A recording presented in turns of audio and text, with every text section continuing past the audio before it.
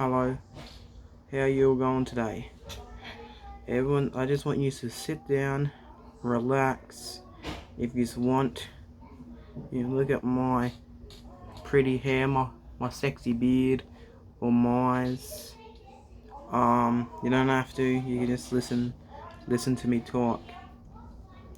So it's storming right now, and I hope I'm not talking too loud because I haven't done much ASMR, and I've always whispered in my last ones, and when I whispered, I call it soft spoken. So now I'm actually trying to speak softly. Hopefully that works. I don't know. I'm not good at ASMR, but I do plan on becoming very good at ASMR. Uh, yeah, I'm gonna talk about cars. So I really like, obviously, the Australian muscle car community. I'm into Australian muscle cars. For you that don't know, I've got a 1975 VJ Valiant Ranger, and I got it for a good price. But not only, and when I got it, it ran fine. So everything is starting. I think it's leaking a head gasket at the moment. The head gasket is a little thin piece of metal that you put on in between the head of the engine and like the engine and that, where the pistons go up and that, and it got the valves at the top. So the head gasket, my family is going to be throughout this whole video. Hopefully I'm not going to stop it. I'm not good at ASMR. I'm not going to pause the video or anything. You can just listen to it. Well, I've got a family, okay? I'm not the dad. I've got little brothers and live at home, and everyone's really loud.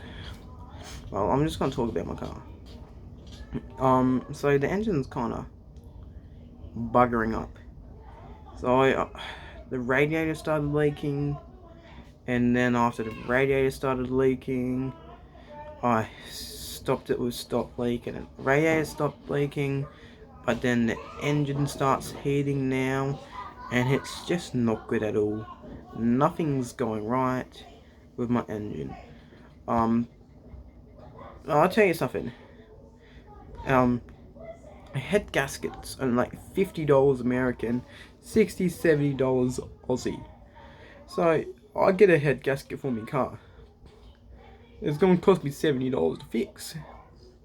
Now you take that to a mechanic, they'll charge you $1,500 to fix the head gasket. And not many people have I think I've been talking too loud. Not many people have $1,500 to fix a head gasket. And actually, probably a lot of people do have $1,500. I don't have $1,500 to fix a head gasket. But a head gasket costs $70. So it's gonna be it's either $70 or $1,500. Because people don't know how to fix it. So I'm gonna learn how to fix the head gasket of my car, so I can rebuild my engine. My engine, it's decent. I've got a 245 Hemi engine, and you might be thinking, like, that engine was made in 1970. It was made in like 1970. So you got the 225, the 245, and the 265 Hemi engine, Australian built engines. I love my Australian muscle cars. That's what I love, Australian cars. Nothing can beat an Australian car. Don't get me wrong, Porsches, or them Germans, or I don't even know if Porsche is German. I think it is, made of Volkswagen. Porsche, BMW, Audi, they're all beautiful cars. Japanese, the Lancer Evos, the WRX STIs, the Supras, the Sylvias, the everything. The Japanese make very nice cars. Americans make the American muscle, the Plymouth Dart, which is similar to a Valiant. The Plymouth, and it's not Plymouth Dart, it's a Dodge Dart. So the VG Pacer hardtop has the exact same body as the Plymouth Dart, the Dodge Dart. But there's one difference about them two. There's just the front where the lights are a bit different. Me, I find the Aussie Valiant VG hardtop just beautiful, sexy. It's the Dodge Darts just isn't almost as good, but just the front end being Aussie makes it so much better. So, but then you have the Plymouths, which is, you have Plymouth Valiant. In Australia, they had the Chrysler Valiant, which is very similar, but the Plymouth Valiants don't do the Valiants justice. Chrysler Valiant in Australia, the VG, VF, VE, VJ, VH, VK, they're all beautiful. And you have the CM, the CL. They're a bit on they're good cars, but I prefer the V series. They're actually beautiful because you got the Chargers, and the Chargers are two-door coupes, and then you have the sedans. I've got me a sedan, a VJ sedan, and that's beautiful. But this, so I'll go back and I'll go into some racing history. They've raced I think the VG Pacer with a 245 Hemi engine in it. My car's got the 245, but then obviously later after that they had stronger engines, the 265s, and the 265s, I'm pretty sure they do just over 200 horsepower, but we're talking about a 6-cylinder inline 6 in the 70s. We're not talking about this new stuff. We're not talking about turbos. They probably had superchargers back then, but we're just talking in inline 6 stock, nothing on it. But okay, and then they had the Valiant E49 big tank. Now that's what I want. Only 20 weather build. That's what I want. It's $250,000, but I don't have $250,000. But oh my god, that car's gorgeous. Let me tell you this. This car is 1972 or so to 73 it came out. It came out with a 265 Hemi engine with triple Webers stock on it, and yeah, it was just fast as for an inline 6. And because they had to produce a certain amount of it to be qualified for the race, so they had 149 149 E49 Valiant Chargers. So they released that to the public, and the 149 cars they built, they're just fantastic. But yeah, they had 20 big tanks that were actually race cars. So these cars, when I'm trying to think, sorry. They, in the 70s, all the way until the 90s. So 70s, 80s, and the 90s. So 20 years or maybe more, these cars, these Valiant Chargers, were the fastest, like, just factory road cars built until the 90s in Australia. So for 20 years, these cars were the fastest cars to be on the road in Australia. And yeah, that's amazing. And the thing is, no one knew what was in it. No one knew that and for the E38, I believe, no one knew that Chrysler Australia built the Valiant Charger. Like before that, they had the Pacers, they had the Pacer hardtops, but this year they had the Valiant Charger. They didn't even know. You know what they did? They got the Valiant Utes. A Ute is a truck it's obviously not the big Mack truck. In Australia, we call it a Ute. In America, I usually call it a truck. So they got these Utes. They stuck the E49, and I think it was E38. The E38 spec engines into these Utes, and they got the people to drive around the Bathurst track in the Ute. No one knew what they're thinking. They're just thinking, why are these people driving around these Utes? And then the next day, when they did the Bathurst race, they pulled out the Charger. Yeah, and then they didn't win. They didn't. I don't think Chrysler ever won a Bathurst. They came they were coming second. They got a flat tire and they came third, and then they came third again in that, and then didn't win. Maybe because I don't know, XY GTHO had a bigger engine in it. It had a V8, so the Chrysler Valiants were lighter. Because they're lighter, and they had better handling. They could do more, but the Falcons had V8s, and the V8s were stronger to go up the hill at Bathurst. Yeah. So, but what I've got the 75 Ranger, so it's not even a race car, it's just a sedan. And obviously back in the day, in the 70s, it would have been very fast. Nowadays, compared to most cars, it's probably not that fast compared to most cars. Actually no, compared to the average car, it's probably a bit faster.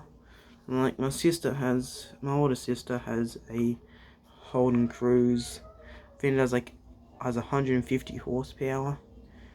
My car, I think, has like 200 horsepower, and I think my car's, that's the thing, that car might pick up faster, I'm not sure. My car picks up actually really good for its age, I think. It's very heavy, 1,400 kilos, a 6-seater sedan. So it's got a bench seat in the front, and it's absolutely beautiful. So I love the Australian cars. And you have people that you have the Holden people and the Ford people, and the Ford people say, oh, Holden's shit, Holden's gay, Holden's this, Holden's that. You got the Holden people saying, Ford's shit, Ford's gay, Ford's this, Ford's that. No one even knows no one even remembers Chrysler Australia with the Valiants. Arguably the best cars built in Australia, I'd say. But obviously, the Ford and Holden make both great cars. I prefer the Holdens. You got the Holden Monaros. You got sorry. You got the Holden Monaros, Holden Kingswood, Holden Tirana, and then they're all beautiful.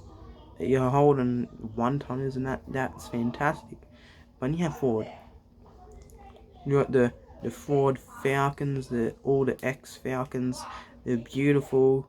You have the Ford Fairlanes, the Ford Escorts, and you have so many good Fords and so many good Holdens, and you have so many good Chryslers. But the thing is, you got the Chrysler. Pretty much don't. I mean, I don't really like the Valiants. After that, I mean, you had other nice Chryslers too.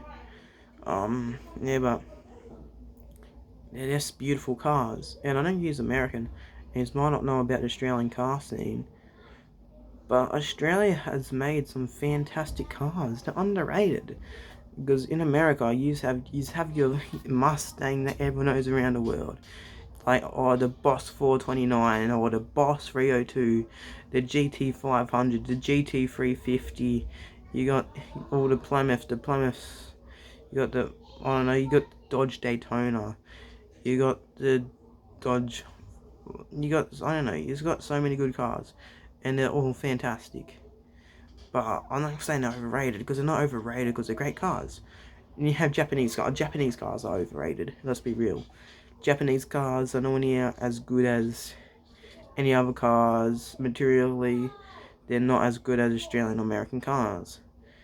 The Japanese cars are made cheaper and everything, and made not as good as these other cars. And stock Japanese cars aren't good. Let's be realistic. You get stock Skyline, they're slow. Obviously, you can get a Skyline, do it up and everything, and it'll get faster. And that's the thing, is you only need to chuck a turbocharge into a Japanese engine and it's going to go fast. But then an Australian or American engine, you're going to do a little. It's not as simple as chucking a turbocharge in there. I mean, for Australian cars, you can't even get, unless the new Barras. But the older engines, you can't just stick a turbocharge in there. You can just stick triple Webers, but it's not as good. But, and then you have then you have the German cars and the European cars, the Italian cars, like Ferrari and that. We're not going to include Ferrari because they're just super high end, but I'll include Porsche in that because Porsche can make low range, mid range, and Porsches. And Porsche 911, say from the 90s and 80s, that's a beautiful looking car, and even nowadays. And you have the Cayman GTS and the Cayman GT3 and GT4, and they're beautiful cars. And Porsche, or the Porsche Taycan, is one of the sexiest looking sedans you'll see today. I love the Porsche sedans. They're actually fantastic. And then you have the Audis. Audis are pretty nice. You got the Audi R8, which is a coupe, and then you have like lots of cars. And the German cars and the European cars, they are so fuel efficient. The fuel efficiency is ridiculous. My car for 20 litres is only going to get you 100 kilometers. A German car, even the top biggest, at least fuel efficient cars, 13-14 litres is going to get you 100 kilometers. You can get a German car and 8 litres gets you 100 kilometers. And the petrol's cheap as. In a time I spend $100 on petrol, the German cars might only take $40. I mean, if you had the money, you know what you want. Me, I personally love the Aussie cars. I've always been an Aussie car fan.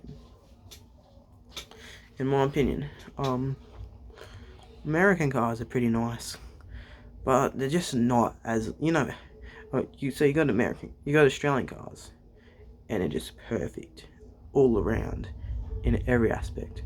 The American cars, you look at them and you think that's nice, and they are nice, but there's that little something missing, a little something, like, if you know what I mean. Yeah, well, if you're American, I would definitely reckon take a look at some Australian cars, watch a 1970s Bathurst race or something, and you'll just realise how good Australian cars are. I might show my car another day, honestly, in here, and you might like it. Well, this is a different ASMR to what I've seen. I've never seen an ASMR quite like this. But I am a bloke, and I do have a dick, and this is what boys talk about. And if you're a girl, there's car girls out there. But like ASMR is different. I guess everyone just, I don't know, have a good day. Good night. And then JB's a good ASMR, so she'll go like that. And then you'll hear noise, but I'm not gonna do that. Have a good day. Fuck me, I ruined it.